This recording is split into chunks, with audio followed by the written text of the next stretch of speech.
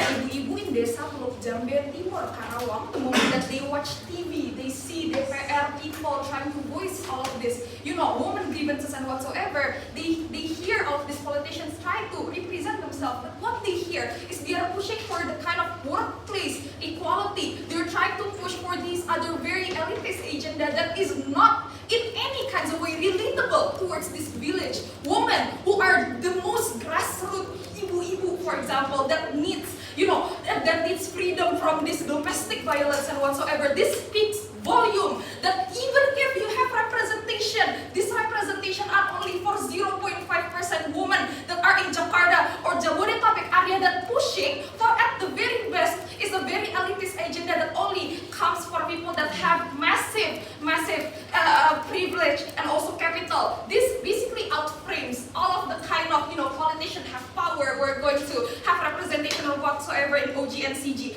because the prerequisite in their side is all of this representation actually caters to the diverse nature of the feminist movement. The moment that it's still fragmented in the status quo, layer of society has different grievances inside a woman, and these representatives are still remain clueless and doesn't care about this layer of people. We think nothing is gonna change. So the question towards them is what kind of momentum that they are utilizing, because there's no momentum whatsoever. The momentum only comes for Jakarta women. Second of all, even if there are people, they are most the people are very elitist. They are the ones like Nafa Urbah in Senayan that doesn't even know what KRL is. So what I'm trying to say to you, this is not feasible whatsoever.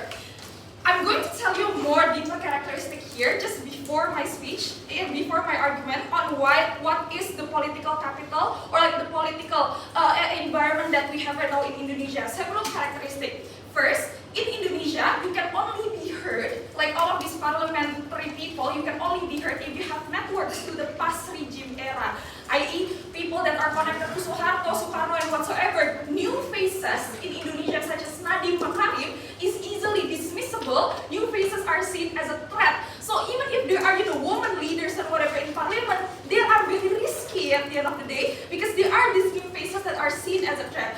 So you need a massive political backing. Just because DPR has a certain quota doesn't mean that these people are safe. These people are not shut down by this intricate political environment that has already been established in Indonesia. Second of all, current political parties are very Islamist, so the kind of agenda that is most likely to be pushed are the kind of agenda that is more majoritarian, i.e. maybe the kind of like virginity test or like forcing people to wear hijab and whatsoever. All of these are the kind of issues that are basically talked, and it's very majoritarian basis. Third of all, at the end of the day, the third one is basically Indonesia's public policy making is very authoritarian. So not only you need backing, but you need the persetujuan or like agreement from Prabowo. So at the end of the day, no matter how many backing you have, is Prabowo doesn't care about your memo. Prabowo doesn't care about your the reasoning behind your policy. He just don't vibe with it. Nothing will change. I'm just gonna tell you here that our political climate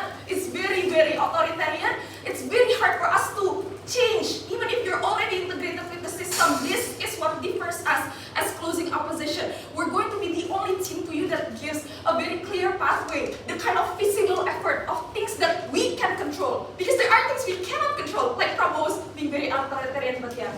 So why is like this larger culture of confrontation more accessible to those rural women in Karawang who probably do have women's organization at the municipal level? Okay, this is how we differ this. The only way for us to help women that are very layered, very diverse in the status quo is through making a place for inclusion. This is how we leverage all of this inclusion, and this is how we unite all of these women. From then we could make this confrontation, and how this outsider strategy will happen. How does this work in closing opposition? Our case is to enable this woman to have a clear outcome or a clear pathway to enable the feminist movement in the status quo. Why? Because the reason why we are failing in the status quo as Indonesian feminist movement is because we assume that one activist in Jakarta could voice millions of women's grievances in different culture. We assume that mere voicing out in streets of Jakarta or Jakarta Bergerak or whatever is important, and this is already somewhat inclusive. This is the problem. We assume conformity. In so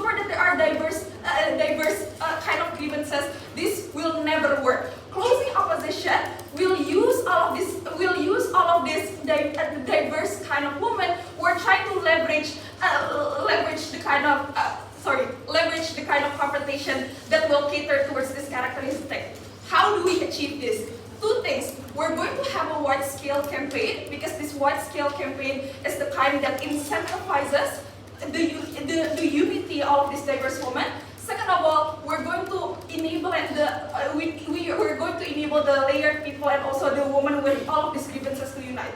First, what do we mean by like wide-scale campaign, right? Wide-scale campaign is something that is going to be very high in exposure. You know, maybe in social media, maybe something that you see on the offline on the street, for example. This will push for clarity in messages. The moment that you're going to make wide-scale campaign, you want to ensure that people understand what you're campaigning for. So at the end of the day, even if you're a feminist movement in Jakarta, for example, because this is very widespread, at least there is an incentive for you to make the message clear, and there is an incentive for you to empathize with all of these people in layered backgrounds at the end of the day. This kind of incentive doesn't happen in the status quo insofar that the kind of activism is still very elitist. So at the end of the day, this wide-scale campaign will enable, and at least will be visible in Indonesia, because at the end of the day, the kind of policy that Prabowo cares is policy that are viral. So this public confrontation that is not intricately inside of the political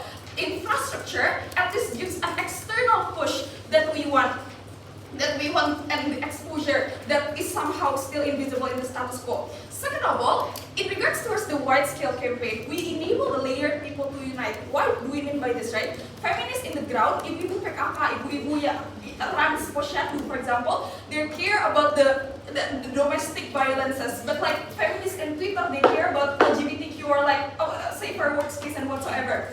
The impact here, the moment that you want to enable all of this widespread movement, is the moment you allow participation, you see all of the existence because you know that the exposure is going to be big. So at best, we enable this change. We see that these people matter. There is no exclusion in our center house. We achieve